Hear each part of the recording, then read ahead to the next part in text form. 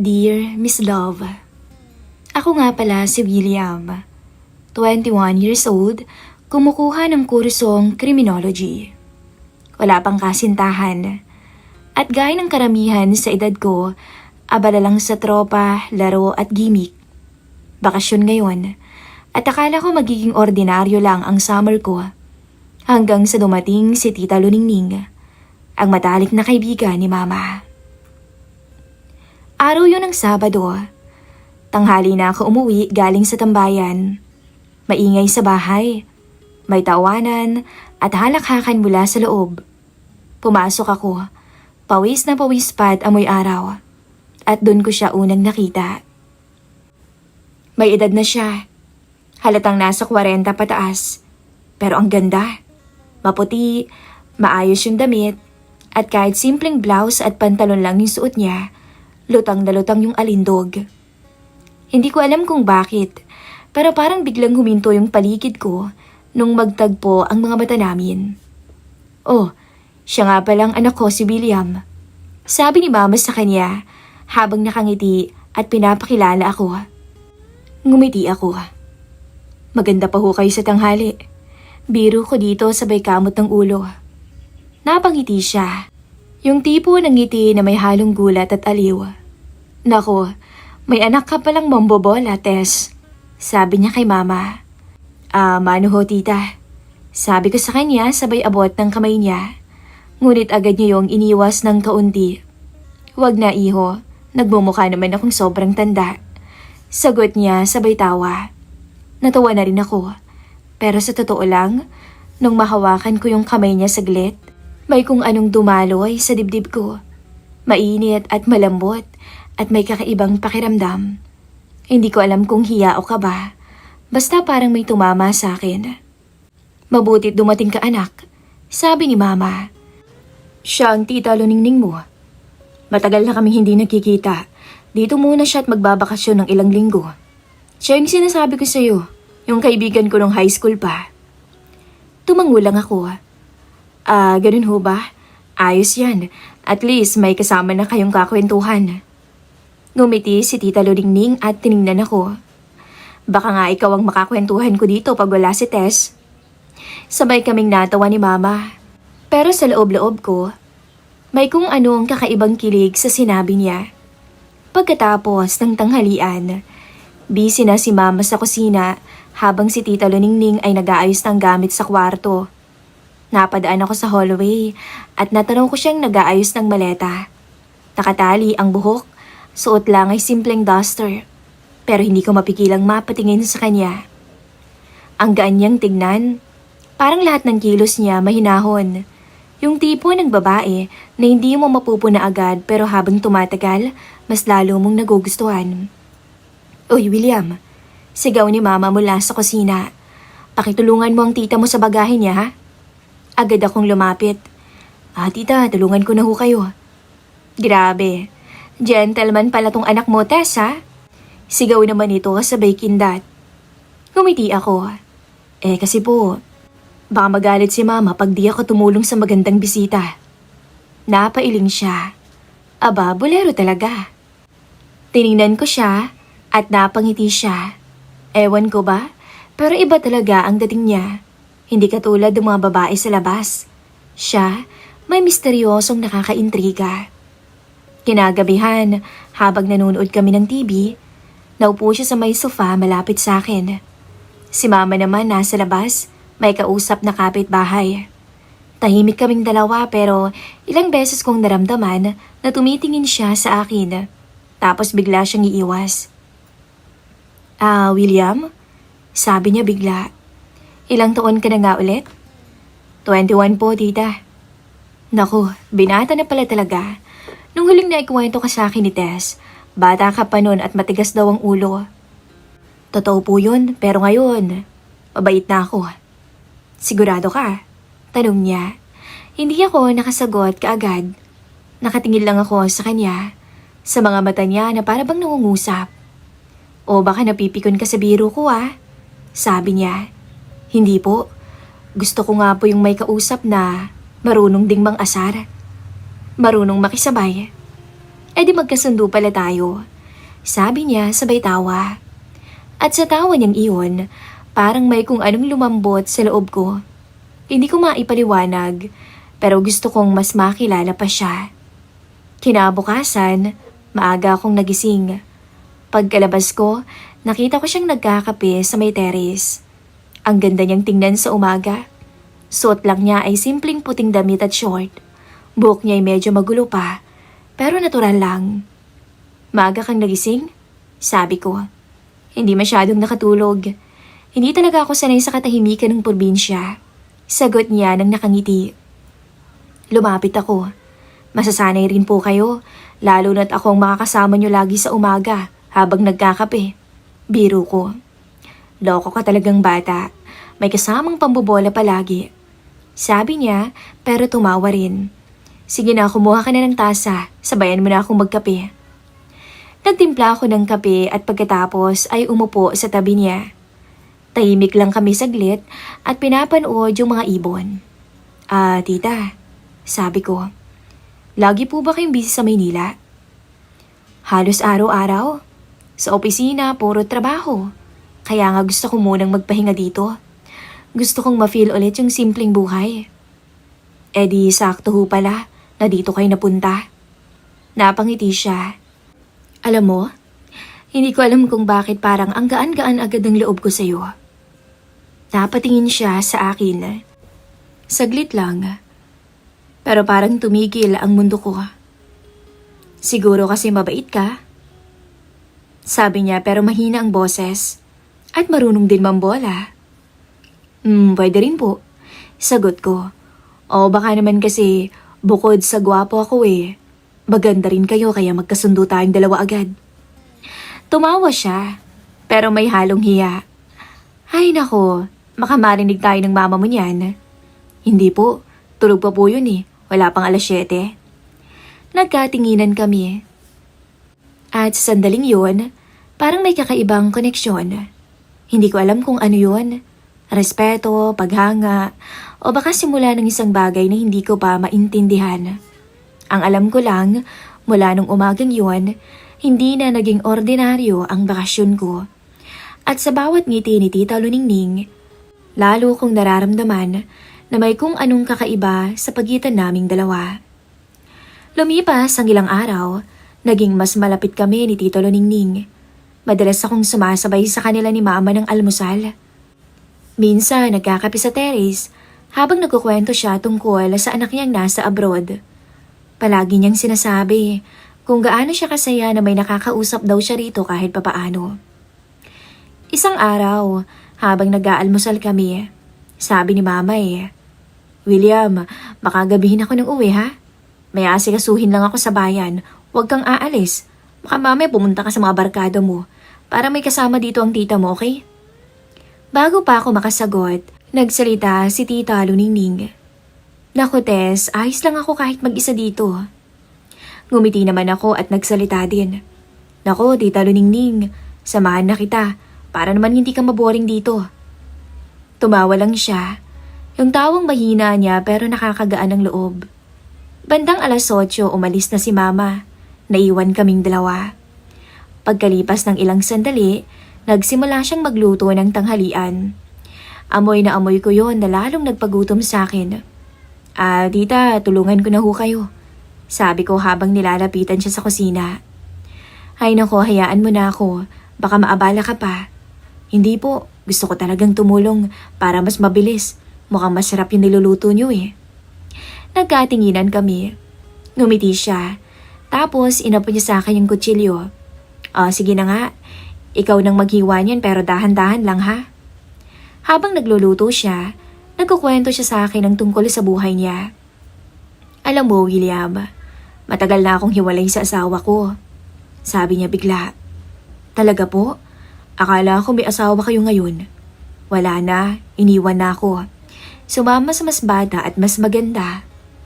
Natahimik ako sandali. Tapos sabi ko naku naman, kung sa ganda lang naman tita, panalong-panalo na kayo Napahinto siya sa paghahalo. Naku, nambola ka na naman. Hindi ko bola yun. Sabi ko sabay tawa. Kung hindi nyo na itatanong katulad nyo kaya yung tipo ko. Napatingin siya sa akin. May halong gulat at biro sa mga mata niya. Talaga? Kahit na may edad na ako? Oo naman. Sa totoo lang, Tita Luningning, para sa akin napakaganda niyo. Ngumiti siya. Yung tipong pilit na tinatago ang kilig. Ay nako, kung narinig ka lang ng mama mo baka paggalitan ka. Tiningnan ko siya ng diretso. May aaminin ho ako sa inyo. Tumigil siya sa ginagawa. At ano naman yun? Unang kita ko pa lang sa inyo. Crush ko na ho kayo. Natawa siya. Yung tawa niyang mahinhin. Naku William, wag mo akong biruin ng ganyan. Baka seryosohin ko yung mga sinasabi mo. Yun nga po yung gusto ko Kasi totoo naman talaga. Sabi ko sabay ngiti. Sandali siyang natahimik. Kita kong namula yung pisngi niya habang hawak-hawak yung sandok. Tita, seryoso po ako. Sabi ko ulit. Hindi ko alam kung bakit. Hindi siya agad sumagot. Tumalikod siya at tinuloy ang pagluluto. Pero napansin ko na parang nag-iba yung kilos niya. Naging tahimik siya. Minsan napapatingin sa akin tapos iiwas ulit. Pagkatapos namin kumain, tumambay kami sa beranda. William, sabi niya bigla. Bata ka pa, baka nadadala ka lang sa kung ano yung nakikita mo. Hindi po, alam ko naman yung nararamdaman ko. Hindi ko nga humaintindihan kung bakit kayo pero wala kayo talaga. Tumingin siya sa akin ng seryoso. Alam mo ba, matagal na akong hindi nakakarinig ng mga ganyang salita. Pero huwag kang masyadong magbiro ha. Ngumiti ako. Hindi nga ho biro yun. May sandaling katahimikang namayani. Tila pareho kaming nag-aalangan kung dapat pa bang magsalita. Tita, sabi ko yung mahina lang. Masaya kaya ako na dito kayo nagbakasyon. Bakit naman? Tanong niya. Kasi dati puro tropa lang Ngayon ewan ko ba? Parang nag-iba. Para bang gusto kong umuwi agad para lang makasama kayo. Napangiti siya. Yung ngiting may halong lungkot. Alam mo, William, minsan mahirap magtiwala ulit kapag nasaktan ka na. Pero sa kalokohan mo, parang natututo akong ngumiti ulit. Pagkasabi niya noon, napatingin ako sa kanya. Maganda talaga siya kahit walang makeup. Simple lang. Ang buhok niya bagyang humahampas sa hangin. Sa loob-loob ko, gusto kong sabihin kung gaano siya ka-espesyal pero pinigilan ko yung sarili ko.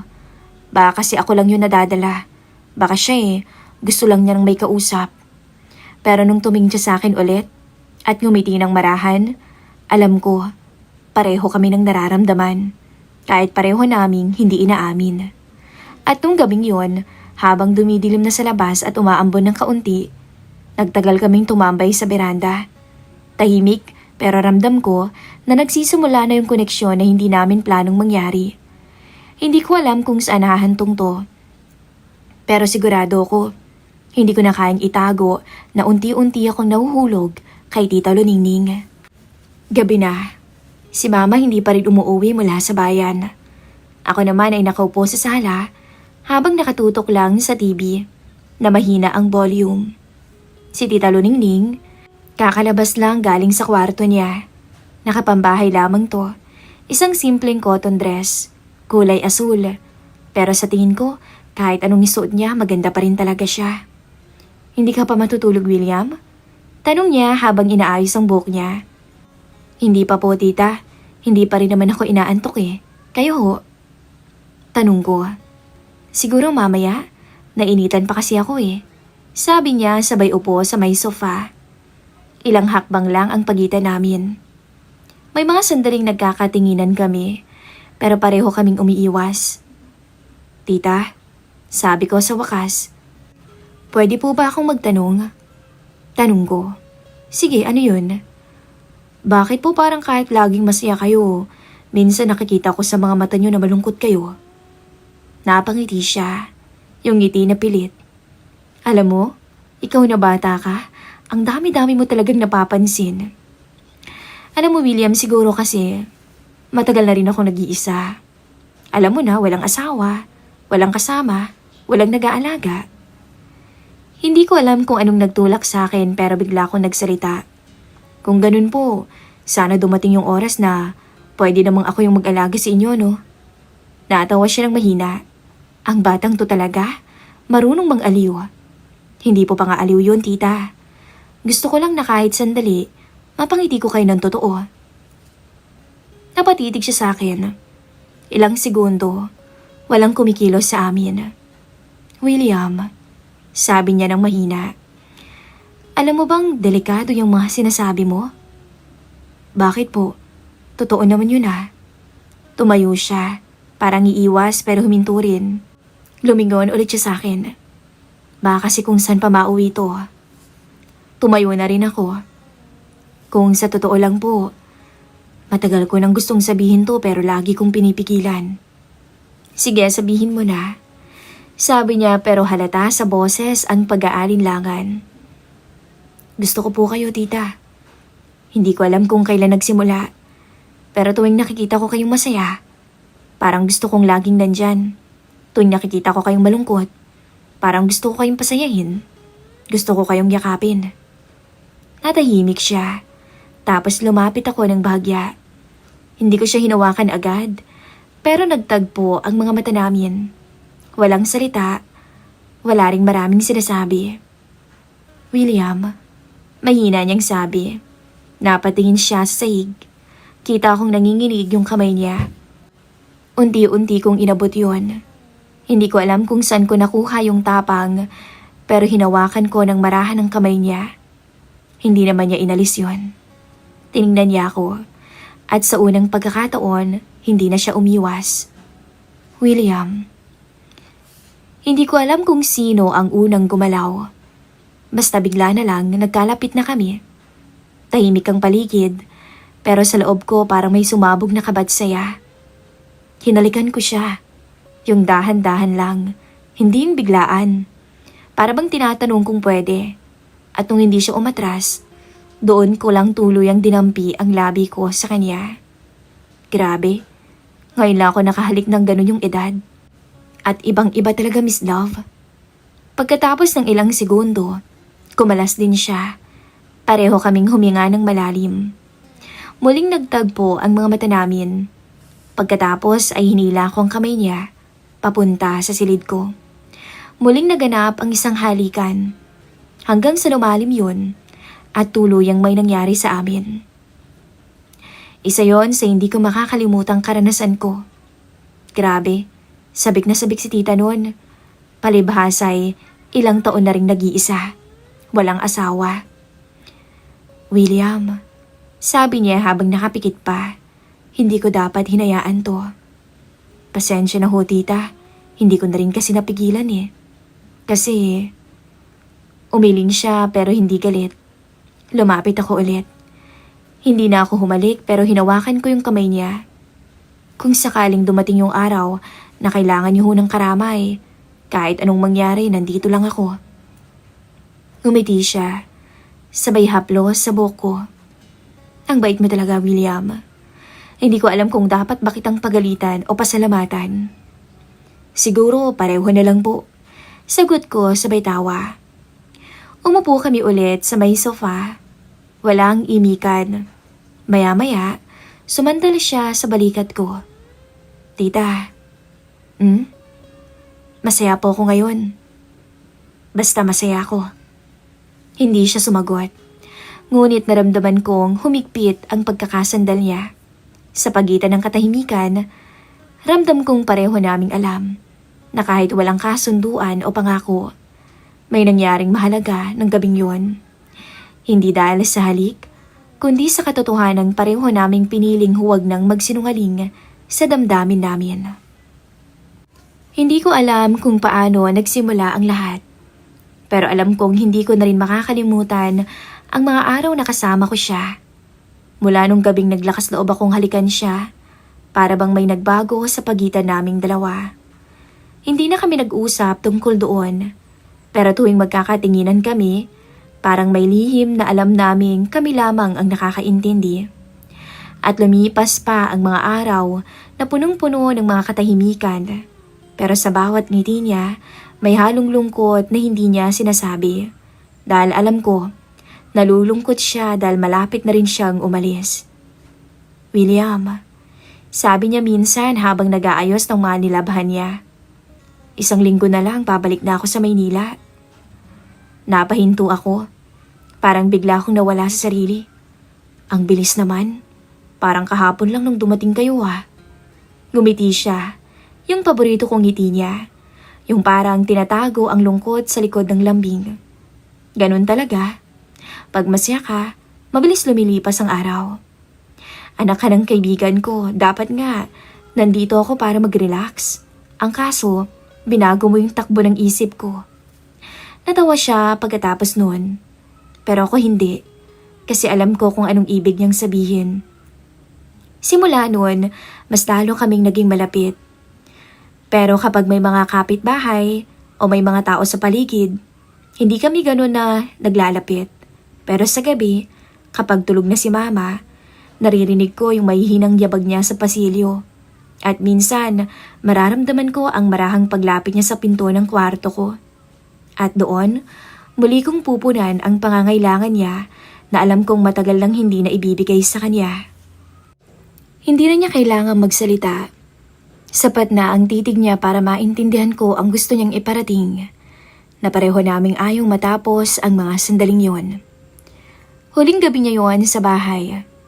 Nagkape kami sa labas, sa ilalim ng mahinang ilaw sa beranda. May hangin pero hindi naman malamig. Bukas, aalis na ako. Mahina niyang sabi. Tumango lang ako. Alam ko po. Salamat ha, sa ginawa mo sa akin dito. Naging masayang bakasyon ko dahil sa'yo. Ngumiti ako pero pilit. Napatingin siya sa akin. Hindi siya nakangiti. Ilang segundo kaming walang imikan, hanggang siya na mismo ang unang lumapit. William, mahina niyang tawag. Po, sagot ko. At doon, hindi ko na napigilan ang sarili kong lumapit din. Dahan-dahan. Hanggang maglapit ulit ang mga labi namin. Hindi yun katulad nung una. Mas mabagal, mas may damdamin. Para bang pareho naming alam na ito na yung huling beses. Mainit yung kamay niyang nakahawak sa pisngi ko. At ako na may marahang hinawakan ng kamay niyang yun. Ayokong bitawan, pero alam kong kailangan. Pagkatapos nun, nagyakap kami ng matagal. Walang salita, walang pangako. Pero sa pagitan ng yakap namin, naramdaman ko ang tibok ng puso naming pareho. Mabilis, totoo, at pareho ring takot. William, bulong niya, halos pabulong lang sa tenga ko. Bata ka pa. Isipin mo na lamang na magandang karanasan ang naranasan mo sa akin. Isang pangyayari na parehas nating hindi makakalimutan at dadalhin natin habang buhay. Kinabukasan, maaga pa lang nag-aayos na siya. Nakita ko siya sa may sala, hawak yung maliit na maleta niya. Si Mama, abala rin sa pagtulong sa kanya at pakikipagkwentuhan. Tahimik ko siyang pinagmasdan. William, sabi ni Mama, ikaw na lang ang maghatid kay Tita Luningning mo sa sakayan ha? Tumango ako. Ayokong ipahalata, pero mabigat sa dibdib ko. Habang nasa tricycle kami, wala kaming imikang dalawa. Pinagmamasdan ko siya.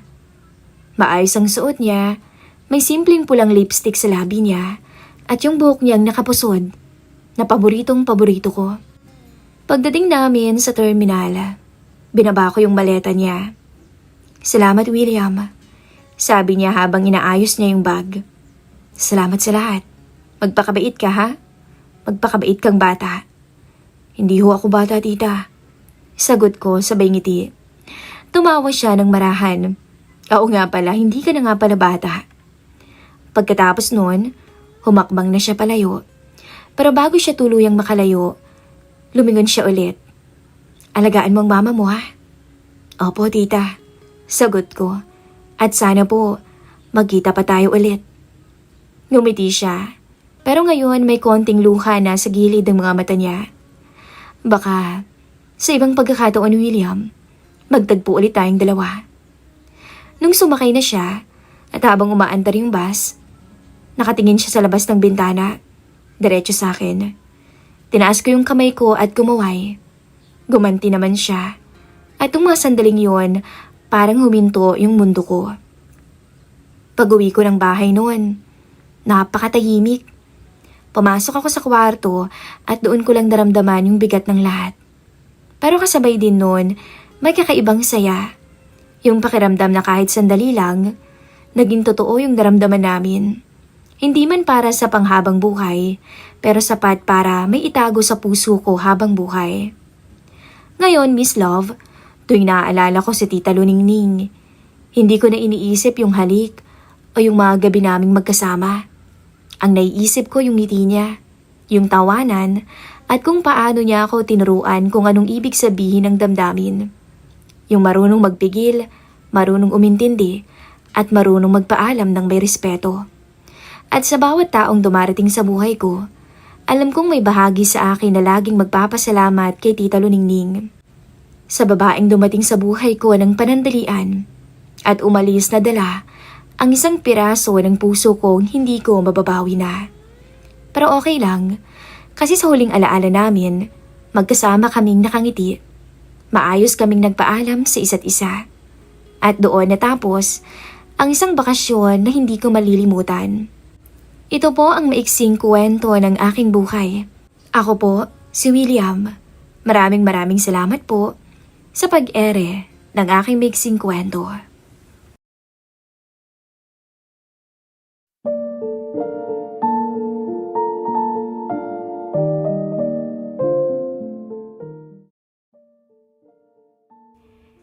Isang kwento ang ating tunghayan ngayong araw. Isang pagkakamali ang pinagsisisihan, ngunit di naman magawang malimutan ang kakambal na alaala nito. Ating pakinggan ang kwento ni Leia. Hindi niya tunay na pangalan. Si Leia ay 24 years old na.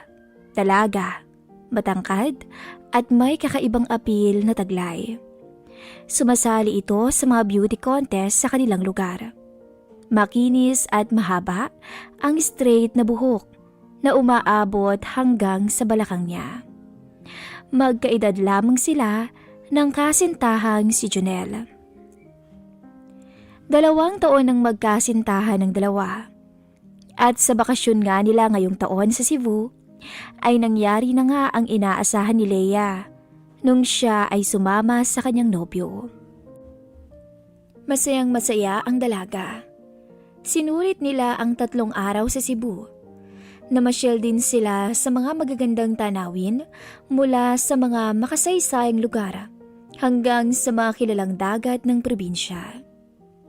Sa pagsapit naman ng gabi, sa loob ng kanilang kwarto sa tinutuluyang hotel ay tuluyang naibigay ni Leia ang matagal nang inilalambing sa kanya ng nobyo kahit na hindi pa sila kasal. Halos lahat ng sulok ng kwartong yun ay naging saksi sa kanilang pagmamahalan. Maging sa terrace, hindi nila inalintana ang taas nito, lamig ng hangin at tsansang mahuli ng ibang tao. Aminado si Leia na isa na yata yun sa hindi niya makakalimutang alaala nilang dalawa ni Jonelle sa buong buhay niya.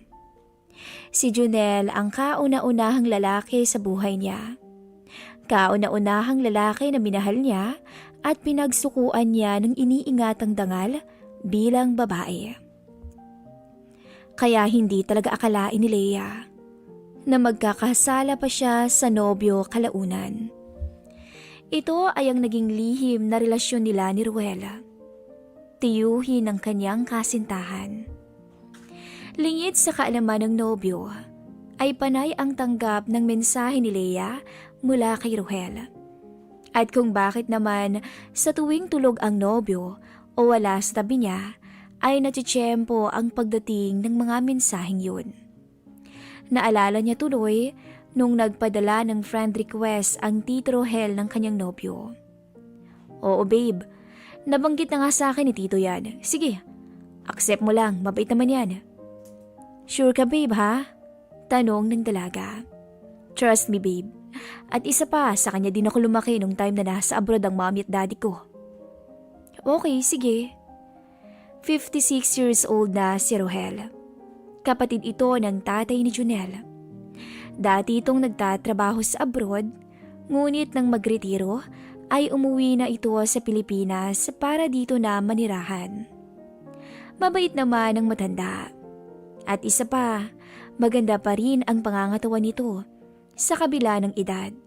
Yun nga lang talaga ay kulubot na ang kutis. Dahil nga sa malaki ang tiwala ni Leia sa kanyang nobyo, ay sinagot niya ang mensahe mula sa matanda. Kinabukasan ng umaga, pagkagising niya, sakto naman at naiwan siya sa hotel mag-isa ng mga oras na yun. Good morning po. Sorry po ngayon ko lang po nasagot yung chat ninyo. Aga naman tong nabasa ng ka-chat at sumagot din. Oh hi Iha.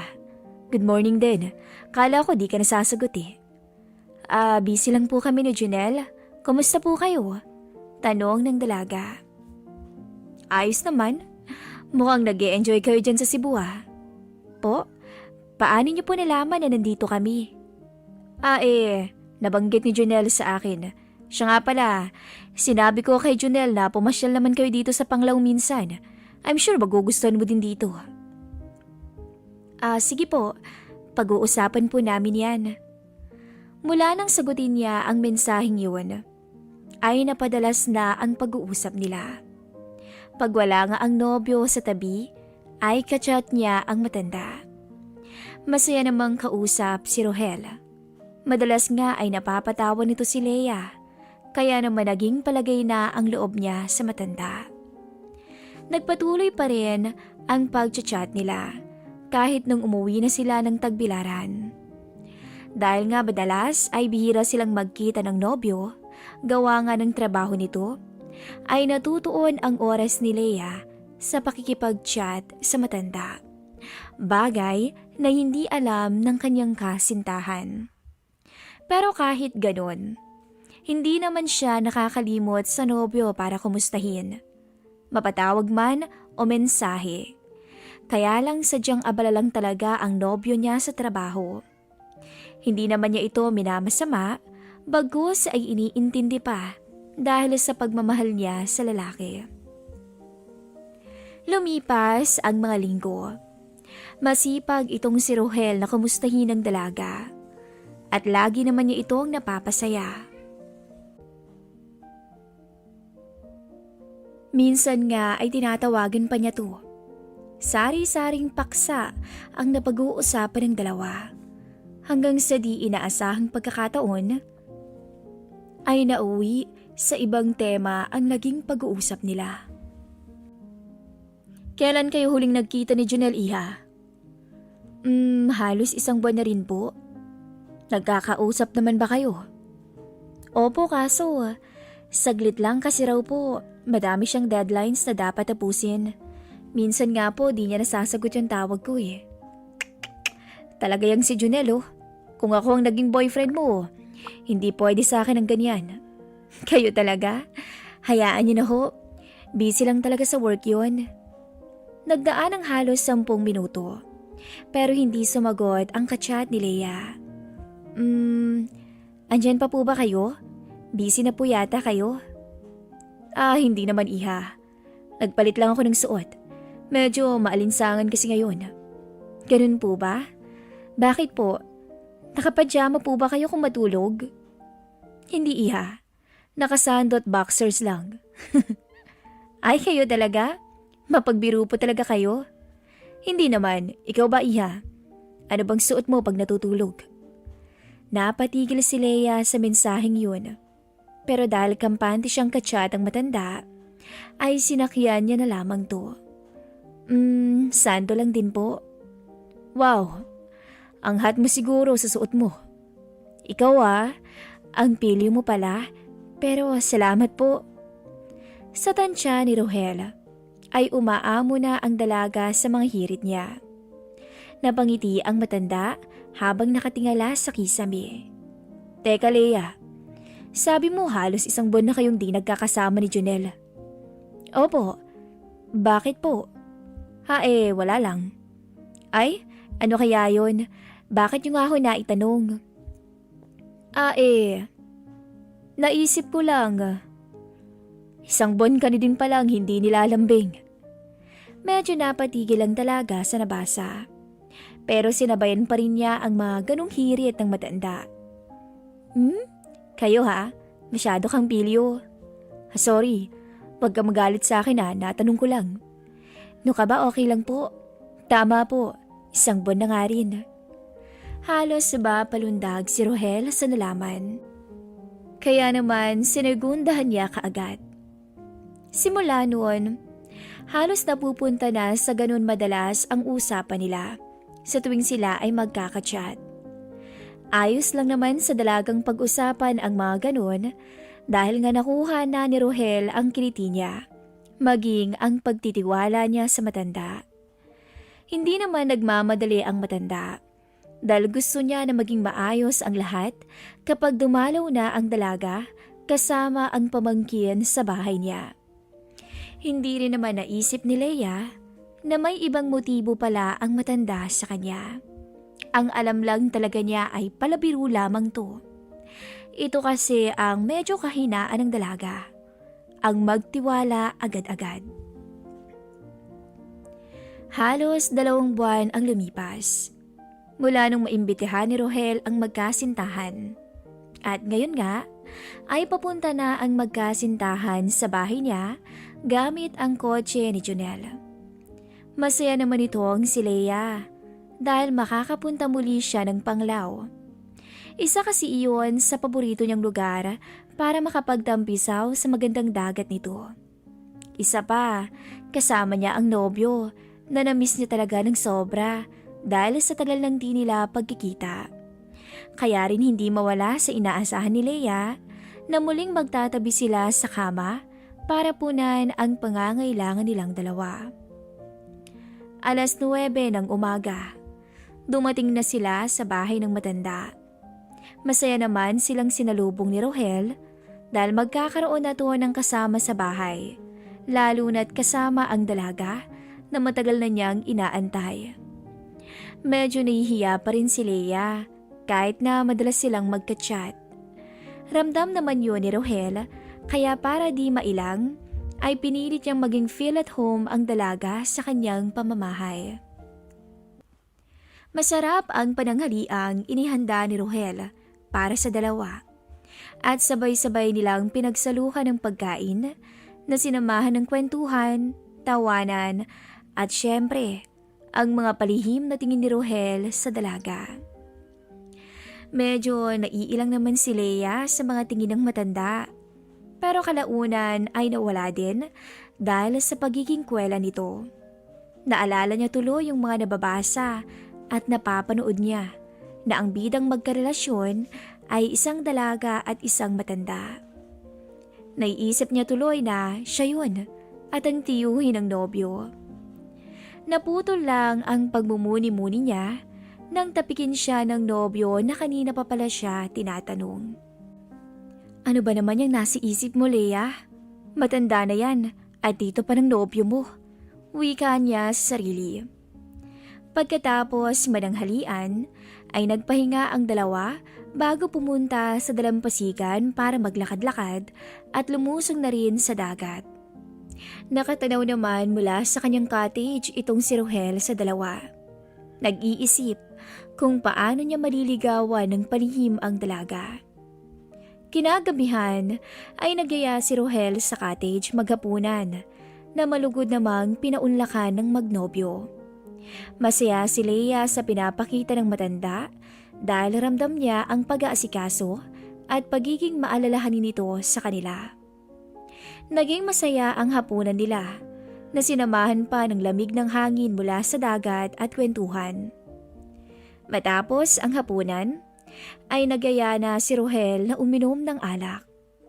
Tatanggihan na sana to ni Junel dahil di siya gaanong sanay uminom pero pinilit siya ng tiyo. Wala namang nagawa ang nobyo kundi pagbigyan na lang ang matanda. Alam kasi ni Rohel na hindi talaga umiinom ang kanyang pamangkin, kaya ito ang naisip niyang paraan. Sa kalagitnaan ng inuman, ay masayang nagtatawanan ng tatlo. Magkatabi ang dalawa at sa tapat naman nila nakaupo si Rohel. At sa tuwing magtatama ang tingin nila ni Leia, ay nginingitian siya ng matanda. Tumagal ang inuman nila dahil sa pagiging madaldal ni Rohel at di nila namalayan na 10:00 na pala ng gabi.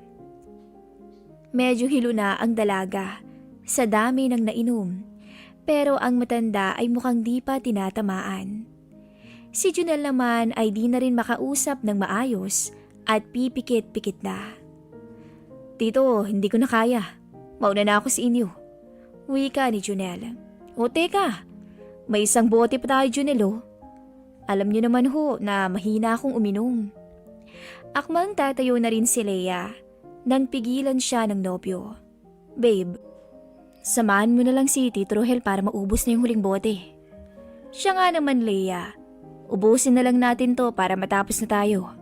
Wika ni Rohel. "Pasensya na po talaga. Paano babe? Sunod ka na lang pagtapos na kayo ha?" Wala namang nagawa si Leia dahil mismong nobyo na niya ang nakiusap na samahan ng matanda. Sa isip-isip niya, ilang lagok na lang naman yun, kaya nagpaiwan na rin siya. Nang makaalis na ang nobyo, ay nagulat siya dahil nakaupo na pala sa tabi niya ang matanda. "Ginulat niyo naman po ako." Bigla ang wika ni Leia. "Sorry iha, ang layo ko kasi sa'yo kaya lumapit na ako." Tugon naman ni Rohel na nakadantay na pala ang kamay sa sandalan ng inuupuan nila.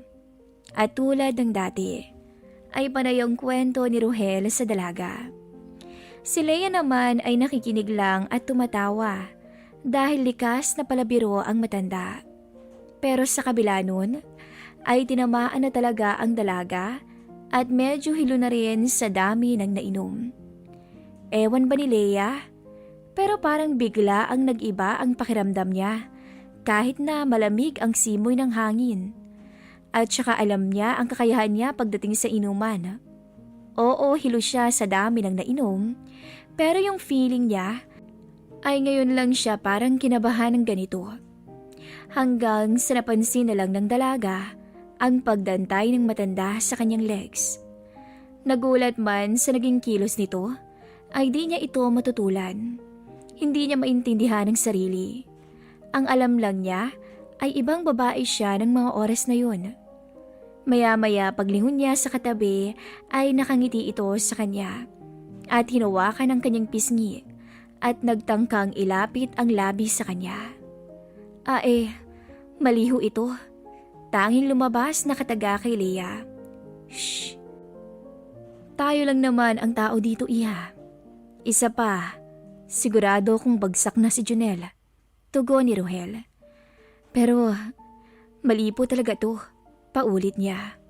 "Mali ba? Pero bakit parang iba ang sinasabi ng mukha mo?" Sagot ng matanda. Hindi na nakasagot pa si Leia dahil tama nga ang tinuran ni Rohel. Pero may alinlangang pa ring tanong niya. "Huwag kang kabahan, iha. Akong bahala sa'yo." Hindi na nakatutol pa ang dalaga. Tuluyan na itong nadala ng sitwasyon. Lalo na nang bigyan siya ng malambing na halik sa punong tenga patungo sa labi niya.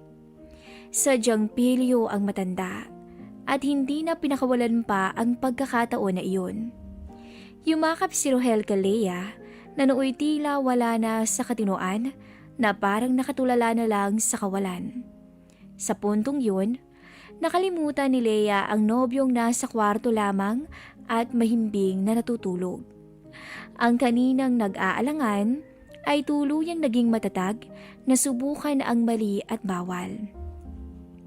Hanggang sa namalay na lang ni Leia ang sarili, nakusang yumakap sa matipunong matanda. Unti-unti ring napahaplos sa katawan nito pababa na tila ang hiya ay tuluyang napulbos na parang abo at tuluyang naglaho. Malinaw sa mata ni Leia ang ekspresyon ng mukha ni Rohel. Ang saya at galak ng mga oras na yun. Saksi ang cottage na iyon sa pagkakasala ng dalawa at sa paglipas lang ng minuto ay tuluyan silang nakontento. Nang makapag-ayos ng sarili at makapagpahinga, ay nagtungo na sila sa loob ng bahay. Tinabihan ni Leia ang nobyong naghihilik at plakda sa kama. Pinagmasdan niya to. At tanging isang salita lang ang lumabas mula sa kanyang bibig. Sorry. Hindi niya magawang umiyak o magalit sa pananamantala ng matanda sa kainaan niya. Aminado kasi siya, nakusa rin siyang pumayag. At kahit na may edad na to, ay talaga namang napahanga pa rin siya nito pagdating sa kama. Kaya't wala siyang masasabi dito. Isa lang ang alam niya sa sarili niya ngayon. Kailangan na nilang makaalis sa lugar na iyon upang hindi na ulit maulit pa ang kataksilan nila ni Rohel. Hanggang sa nakatulugan na nga lang ng dalaga ang pagbabalik tanaw sa nangyari sa pagitan nila ng matanda. Hanggang dito na lamang po ang binahagi ni Leang istorya sa atin. At paalam.